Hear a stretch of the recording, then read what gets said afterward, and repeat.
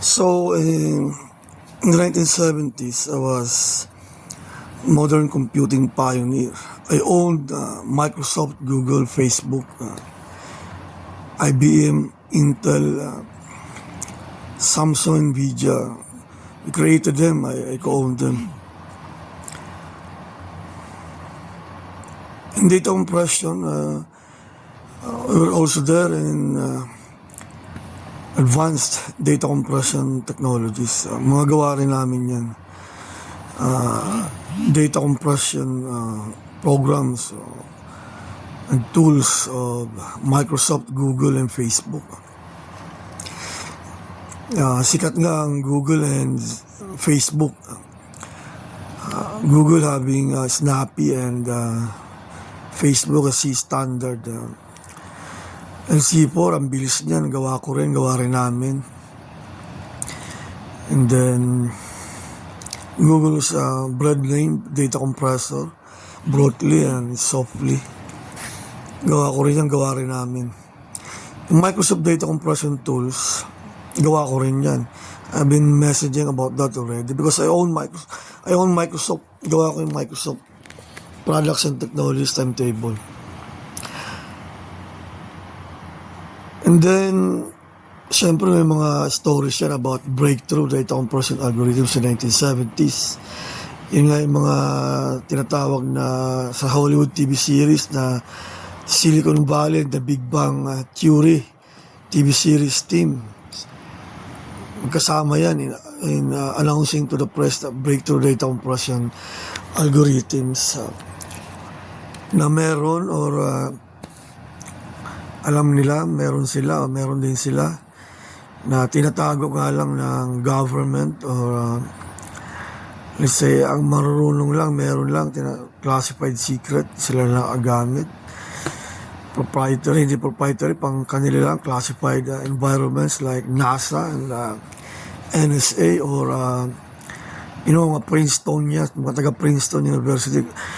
These people are known as geniuses, mga NASA scientists and taga Princeton University, PhDs, Masters, PhDs, and Harvard. But I was also with them. Kung meron mang technology that time, data compression technology na very advanced. Ngayon sa Route 85 video about data compression. Route 85 YouTube channel.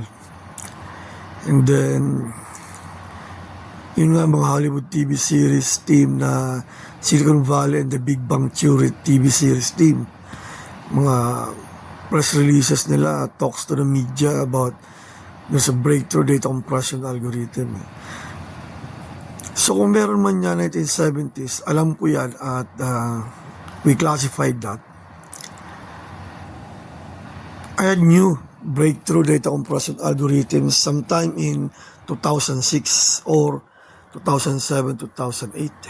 Email sent with source codes as binary exe files. I emailed them to NASA scientists. A NASA email box or NASA email boxes. Google people, Googlers, Microsofters, IBM, Intel scientists also. And then, I emailed to a random guy who I didn't know. And also eBay. I emailed eBay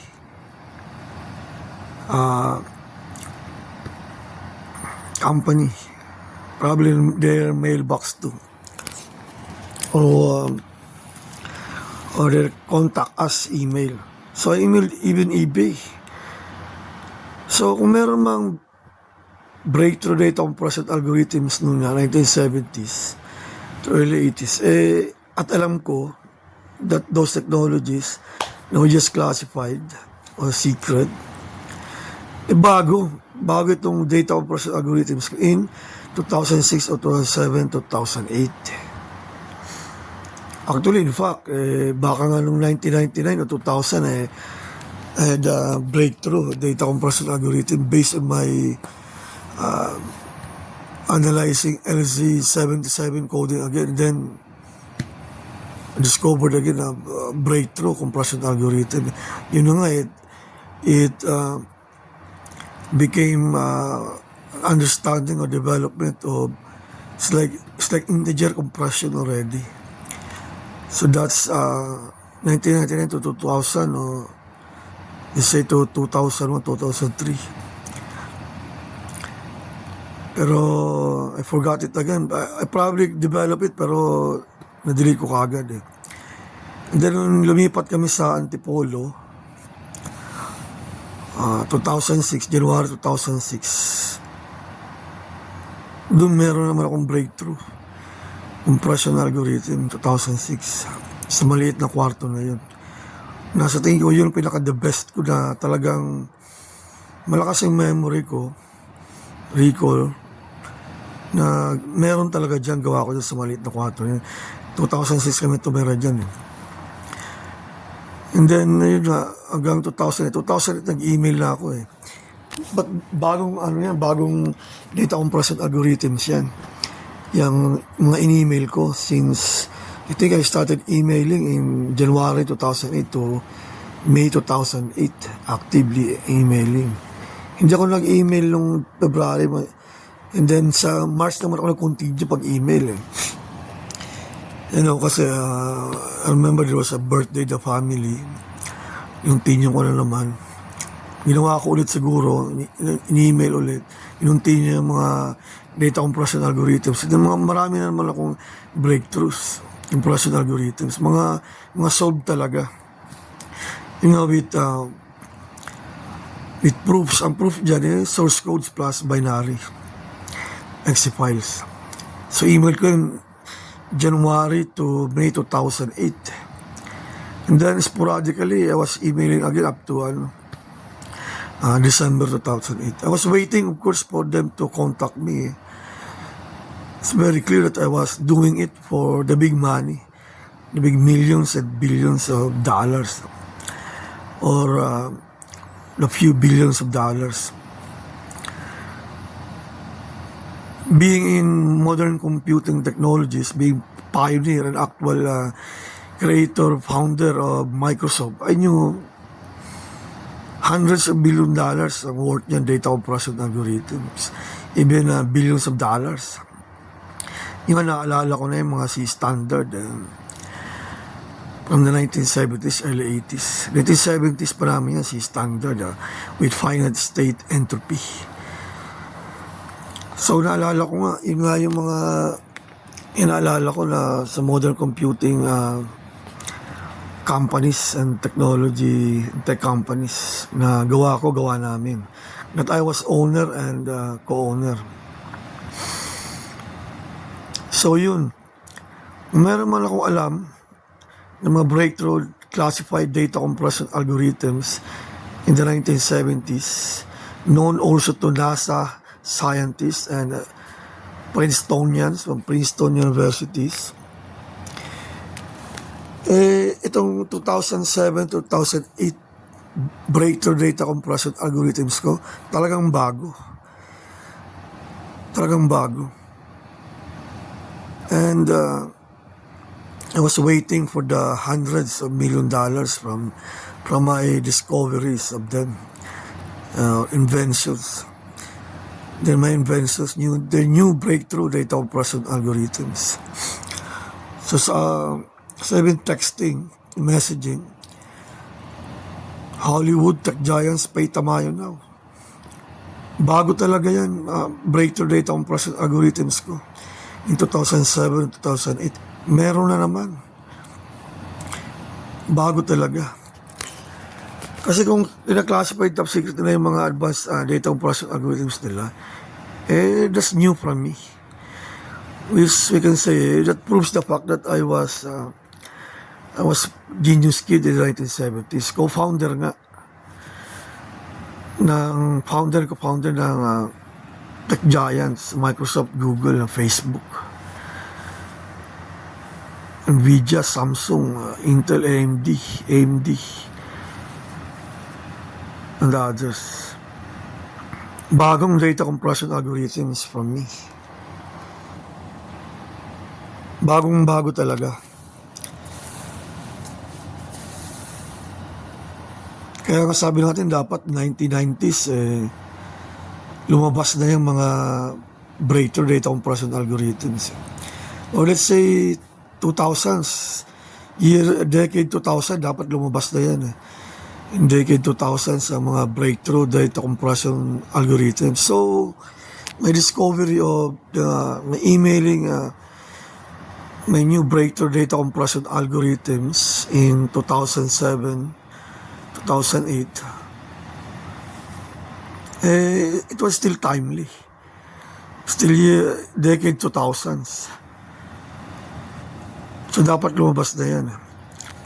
Mas I suspected na lumabas na nga dahil naganda ng laki, sabay sa paglakihan ng mga computer monitor screens, high resolution, high color image formats, and also high resolution videos on Facebook and YouTube, especially the NASA videos I was watching that time in 2008, since 2008. They're very high resolution, very well rendered, highly rendered. So, sabi ko baka results na yan ng yung breakthrough data compression algorithms ko, because they updated, improved. So it was possible. In the 1970s, I was also with NASA and ESA. Mga gawa ko ngayon NASA space programs and space projects. Also that of ESA, HISDESAT, JAXA, British Space Agency, Canadian Space Agency, and there's a Philippine Space Agency. Plan din namin yan 1970s for the Space Agency, Philippine Space Agency to happen sometime in 2000s in collaboration with NASA and supposedly also with ESA. Collaboration of Philippine Space Agency with NASA and ESA. And HISDESAT. In the 1970s, ang Philippines, may pagka-Spanish Philippines pa kami, Spanish-American. Kaya gawa rin namin HISDESAT space programs.